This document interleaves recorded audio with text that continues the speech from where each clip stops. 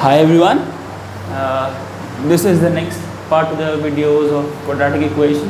What we did in quadratic equation, we did how we find out the roots of the quadratic equation by using various methods, and after that we did the graph of the quadratic equation. So after that, which comes in the series, is the location of the roots. Suppose we have a given condition that both the roots are greater than a number d. First of all, we'll analyze how many possible cases we can find over there for that case. So what we can see, if both the roots are greater than a number d, suppose this is the number d, in this number d what we can see here is as number 1, number 2, number 3 and number 4. These are the possible cases which can occur, which will satisfy the condition where both the roots are greater than a number d. So how we'll eliminate that? First of all, we have to ensure that d is greater than or equal to 0, which will give me the fact that either the quadratic equation is having single root or having two roots. So this will discard the curve number 3, which is this quadratic equation is having no roots. After that, what will I do? I'll take multiplication of a into f of d greater than 0. So what will I get with this? If a is positive, I'll get all the parabolas opening upwards, and if a is negative, I'll get all the parabola which is opening downwards. So with a into f of d, so this is d, I'll find out the value of f of d. For upward opening parabolas, f of d is positive, and for downward opening parabolas, f of d is negative, and this is my required curve. So I can say that a into f of d has to be greater than 0. And the point of minima minus b by 2a, the x coordinate of point of minima must be greater than the defined number d.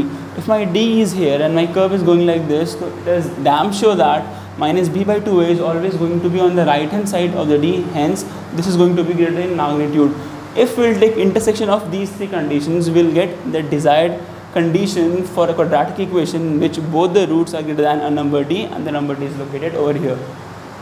This was the condition number 1. Now we'll come to condition number 2. Condition number 2 says that roots lie on either side of a fixed number d.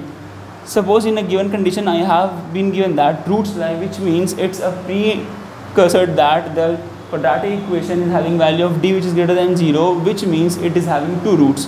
So this is the primary condition which I am going to apply. D greater than 0 means it's having two roots. I am not taking d equal to 0 because d equal to 0 will give me only one root and I cannot compare it between two values. So d will be strictly greater than 0, and in this case also a into f of d is going to be less than 0, which means suppose if a is positive, I'll get this parabola, and d is negative. So means positive into negative is going to give me a negative value, so the value will be less than 0. And if the parabola is opening downwards, a is negative while f of d is positive, so this value is going to give me a value which is less than 0. So I'll take intersection of both of these conditions on the quadratic equation, and then we'll find the required condition which will tell me that the roots lie on the either side of a fixed number d. Now we'll come to the condition number 3, which is also important as far as J main and J advance is concerned. Condition 3 says exactly one root lie in the interval d and e. So these are the four possible cases which I can locate. This is d, this is e. I have four curves, 1, 2, 3 and 4. I can see over here is that one of the roots of each of these quadratic parabolas is lying between d and e. So first of the most important condition will be d greater than 0, strictly greater than 0, not equal to 0, and f of d into f of e will be less than 0. As you can see, suppose you consider curve number 4.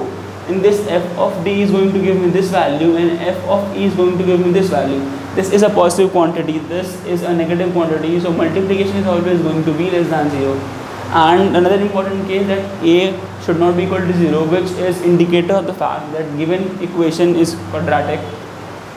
If I am going to take intersection of these three conditions, I will definitely find out the value for the condition which will give me exactly one root lying in the interval d to e.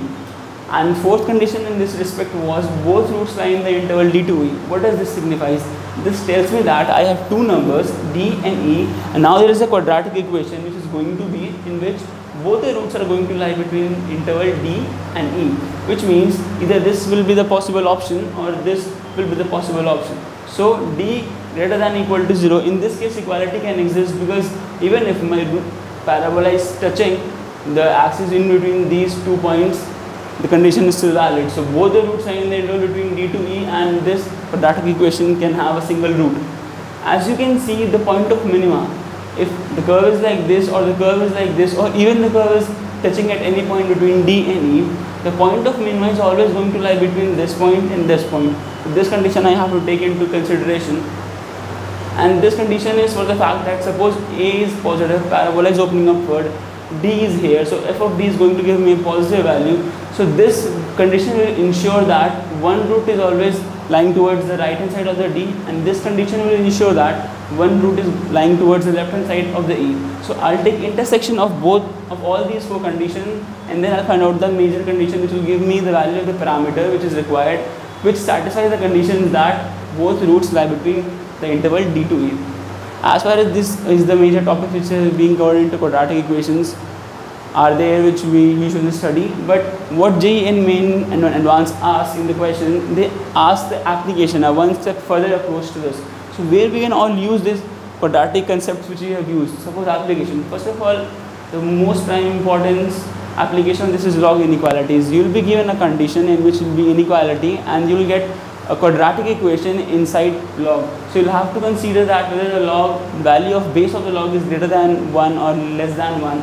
So in that case, you change the inequality according to that. Finding range of Px by Qx. Px and Qx will be quadratic equation, or this can be biquadratic also. You'll have to find the range of these kind of functions. So what will you do?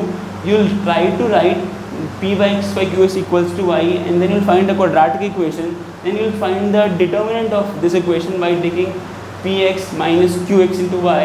And then you'll find the condition that the y is real, and after finding that, you'll put on the condition which will give you the range of Px by Qx. Condition number 3, domain of function. Suppose you have a square root function in which you will get a quadratic equation. You will have to consider 2 or 3 things into mind.